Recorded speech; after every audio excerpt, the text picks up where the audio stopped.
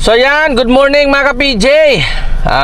Ang oras natin ngayon ay alas 6:07 na ng umaga, araw ng Sabado, no?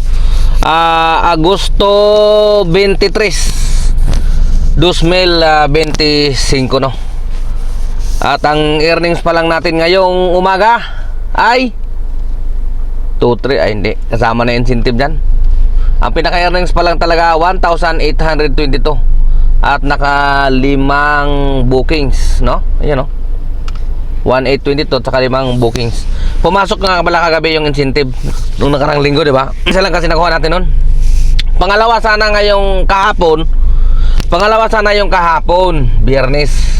Akala nga natin hindi binigay, pero binigay pa rin, kaso hindi pa siya pumapasok. Kasi parang tinitingnan ko, ano siya, ayun, qualified, Mabuti na lang kahapon kasi nga na ano nga ako, na dismaya nga ako. Akala ko kasi wala na, tinanggal ni Grab. Kaya tinigilan ko na rin yung pagkuha ng incentive dahil nga maaga pa naman tayo, nagpahinga na tayo, di ba? Wala pa nga alas 8 eh. Tapos nagka-sit din na tayo ng 3 pasahero. So maaga pa lang, naka 11 rides na tayo. Nung nakita nga natin na nawalan tayo ng gana, akala natin wala na. So yun pala, meron, siguro binalik ni Grab. Kaya lang parang tingin ko lansam nakalansam yun Ayun, pasok naman 65% daw yung completion. Binaba nila yung completion, ginawang 65. Kasi nga 'di ba, baha-baha kahapon. Tapos 15 and below yung cancellation rate. Kaso tingin ko parang lansam ang gagawin Lansam. Baka iba-voucher na naman yan. Ganyan naman yan si Papa G pag ganyan lansam Voucher ibibigay niyan. Kasi nga parang nagkamali nga sila dahil nga pagkakaalam ko talaga nung Webes, holiday yun, pagkakaalam ko hindi yan nagbibigay ng incentive. Meron yan mga voucher. Natin ko dapat voucher yan yung Webes. Tapos kahapon yung regular sana na incentive.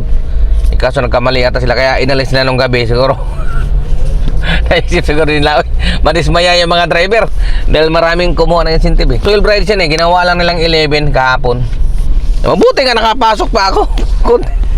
Ayun wala, tinigilan ko na. Akala ko wala na no? So ngayon nga pala guys, nandito na tayo sa sa may Pasita, San Pedro, nakapaghatid tayo dito galing ng Terminal 1. At ito na nga, hoping na naman tayo na makakuha tayo ng pabalik ng Makati malang. Ay nako, hindi pa tayo nag-offline, wala pang pumapasok. So sana nga mapasukan tayo mga ka-PJ medyo madulas-dulas pa yung ating mga kalye ngayon. Gawa ng umulan nga siya kahapon. So mamaya update ko kayo pag napasukan tayo dito. Sana mapasukan agad tayo pa Makati o kaya airport para makapag-almusal lang tayo doon sa Makati. So ayan mula doon sa San Pedro, sa Muntinlupa na tayo nabukingan papunta dito sa Molino, Cavite, At ito, may follow up tayo dito sa may Molino. Papunta naman ng Molino lang din. 128, sige, banatan na natin to. Pwede na rin to, magtiyagaan. Maaga pa naman, sige, let's go! So yan, update tayo mga ka-PJ. Ang oras natin ay alas 8:21 at naka 2,575 na yung ating earnings at naka 8 bookings, So almusal muna tayo dito sa Las Piñas. Dito tayo dinala ng kapalaran. Dito naman tayo kumain sa kambingan, Amis kambingan, kain muna tayo ng kambing. Tag-ulan ngayon. Ang kambing takot sa ulan kaya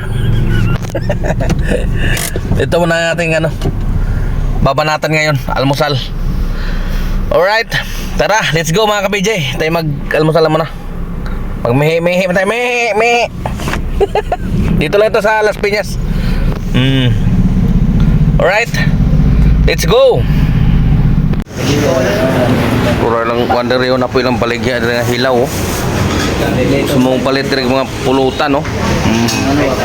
Pulutan. Ang ano, balik mo lang ito ba yun? Pangatlo na. Pangatlo, ay yung ano, yung vlog. Ito. Tingnan ko yung vlog mo eh. Ito mo na mga nagtiyog-tigog. Hilom-hilom na mga nagkaw na. Yeah, drako. Nalimot siguro ka na ko. Hindi, kailan ko ba? Hindi na ko na ba ya? Bay. Kaon bay. Oo. Ano sa mamaw na na? O, na nila pa. Ang muna ni bay, ang muna ni.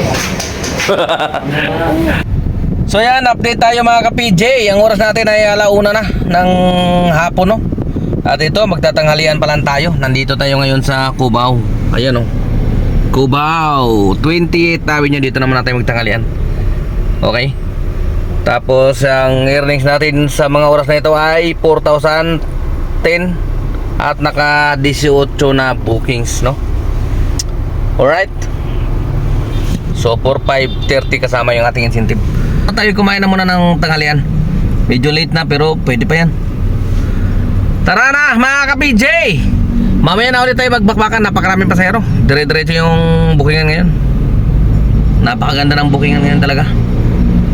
Kaya ano pang iniintay natin mga ka-PJ? Let's go! So ayan, bago nga pala tayo magtatapos, ano, mga ka-PJ, shoutout muna tayo sa ating mga solid na subscribers na palaging nakasubaybay. Una na riyan kay Idol Pinoy Biyahero TV, no? Taga Mindanao pala si Idol, Bisaya, babayan. So Mindanao ako, Idol, Region 10, sakop kami ng Misamis Oriental, no? Malapit sa Cagayan de Oro.